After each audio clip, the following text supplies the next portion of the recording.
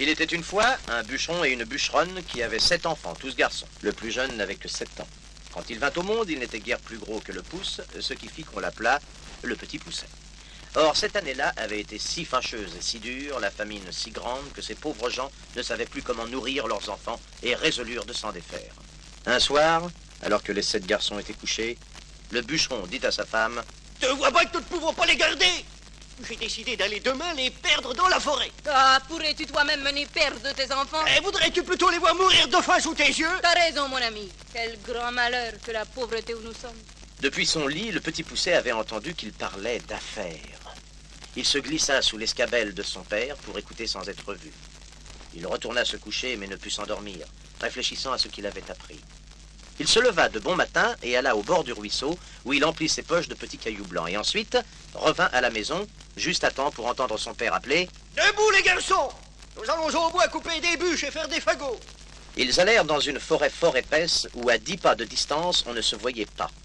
Le bûcheron se mit à couper du bois et les enfants à ramasser des broutilles pour en faire des fagots. Le père et la mère, les voyant occupés, s'éloignèrent insensiblement, puis s'enfuirent par un sentier détourné. Lorsqu'ils se virent seuls, les enfants se mirent à crier et à pleurer de toute leur force.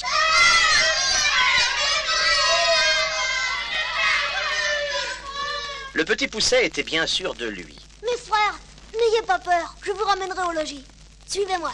Il avait laissé tomber tout le long du chemin les petits cailloux blancs qu'il avait dans sa poche.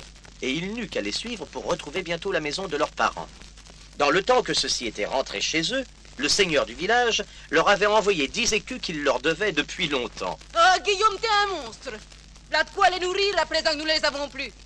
Je te l'avais bien dit que tu te repentirais d'une aussi vilaine action. » « Oh, bien dit, bien dit. Tu me ronds la tête, femme. Tu étais d'accord. Et maintenant, tu l'avais bien dit. » Mes pauvres enfants, où sont-ils à cette heure? Les loups les ont peut-être mangés. Les enfants qui étaient derrière la porte sans oser entrer se mirent à crier tous ensemble. Le bûcheron, qui était en fait tout aussi désespéré que sa femme, se précipita pour leur ouvrir et les prit dans ses bras, tous les 7 à la fois. « Oh, mes petits chenapans, comment avez-vous fait? Allons, vite à table tout le monde. Ma femme, embrassez-moi. » Le bonheur dura ce que durèrent les 10 écus. Mais quand l'argent fut dépensé, ils durent à nouveau se résoudre à perdre leurs enfants. Le petit pousset entendit tout ce qu'ils dirent et voulut se sortir d'affaire comme la première fois, mais la porte de la maison était fermée à double tour et il ne put aller chercher les petits cailloux sur lesquels il comptait. Ne nous affolons pas, je trouverai bien autre chose. J'y suis. Je ne mangerai pas mon pain au petit déjeuner, je le briserai en miettes et je pourrai ainsi marquer le chemin aussi bien qu'avec des cailloux. Les parents les emmenèrent encore plus loin que la première fois, à l'endroit de la forêt le plus épais et le plus obscur, et les laissèrent là. Le petit pousset croyait retrouver aisément la maison grâce à son pain qu'il avait semé partout où il avait passé.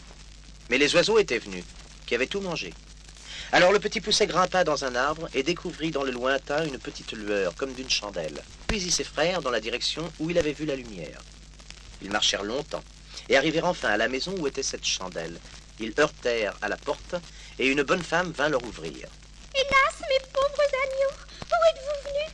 Vous êtes ici dans la maison d'un ogre qui mange les petits-enfants. » « Madame, si vous nous renvoyez, ce sont les loups qui nous mangeront. Monsieur, votre mari aura peut-être pitié de nous, lui. » « Entrez vite et cachez-vous sous le lit. Et ne faites pas de bruit. S'il vous trouve, il est capable de me manger aussi. » Ils étaient à peine entrés qu'on entendit heurter 3 ou 4 grands coups à la porte. C'était l'ogre. L'ogre entra, reniflant de droite et de gauche. « Je sens la chair fraîche. »« C'est sûrement ce veau que je viens de découper, mon ami. »« Je te dis que je sens la chair fraîche.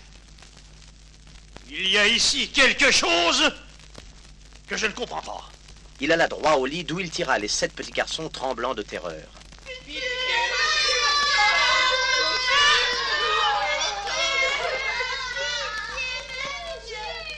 Voilà donc comment tu veux me tromper, maudite femme! N'allez pas les manger ce soir, mon ami, voyons. Vous avez encore là tant de viande qui vous attend. Un veau, 2 moutons et la moitié d'un cochon. Par ma foi, tu as raison. Donne-leur à souper afin qu'ils ne maigrissent pas et mène-les coucher. L'ogre avait 7 filles qui dormaient dans un grand lit. Chacune d'elles avait sur la tête une couronne d'or. Il y avait dans la même chambre un autre lit de la même grandeur. Ce fut dans ce lit que la femme de l'ogre se... Je sais ce que je vais faire. Il enleva son bonnet et celui de ses frères et les mit sur la tête des 7 petites ogresses, après leur avoir ôté leur couronne d'or qu'il mit sur la tête de ses frères et sur la sienne. Juste avant l'aube, l'ogre se réveilla, se jeta brusquement à bas de son lit et prit son grand couteau. Allons voir un peu comment se portent mes petits drôles.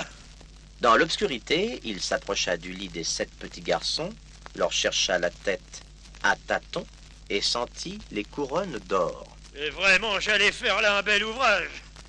J'ai dû trop boire hier soir. J'en reviendrai quand il fera jour. Dès qu'il fut sorti de la chambre, le petit Pousset réveilla ses frères. Ils sortirent par la fenêtre, descendirent doucement le long de la muraille et s'enfuirent à toutes jambes. Le jour était levé depuis longtemps et ils étaient déjà fort loin quand ils entendirent la terre trembler. C'était l'ogre qui, s'étant aperçu de leur fuite, les poursuivait, chaussés de bottes magiques avec lesquelles ils pouvaient couvrir 7 lieues d'une seule enjambée. Les 7 petits garçons se cachèrent sous un gros rocher. L'ogre ne les vit pas. Bien pratique ces bottes de 7 lieues, mais bien fatigantes. Et je vais m'étendre un peu. Il se coucha sur le rocher même où les enfants s'étaient cachés et se mit aussitôt à ronfler effroyablement. Le petit Pousset se précipita vers lui, lui tira adroitement ses bottes et les chaussa. Mes frères, courez vite à la maison. Je vous rejoindrai bientôt. Pour lui, il revint à la maison de l'ogre, où il fut en un instant grâce aux bottes de 7 lieues. La femme de l'ogre fut bien surprise de le voir. Madame, il faut faire vite. Monsieur, votre mari a été pris par une troupe de voleurs qui ont juré de le tuer s'il ne leur donne tout de suite tout son or et son argent. Il m'a donné ses bottes de 7 lieues pour que j'aille plus rapidement et pour que vous voyiez bien que je viens de sa part. La femme de l'ogre lui donna tout ce qu'elle possédait, car elle aimait beaucoup son mari, bien qu'il mangeât les petits-enfants. Le petit Pousset courut à grandes enjambées, des enjambées de 7 lieues, jusqu'à la maison de ses parents, où ses frères venaient à peine d'arriver. Et grâce à la fortune de l'ogre, il ne fut plus jamais question d'aller les perdre dans les bois.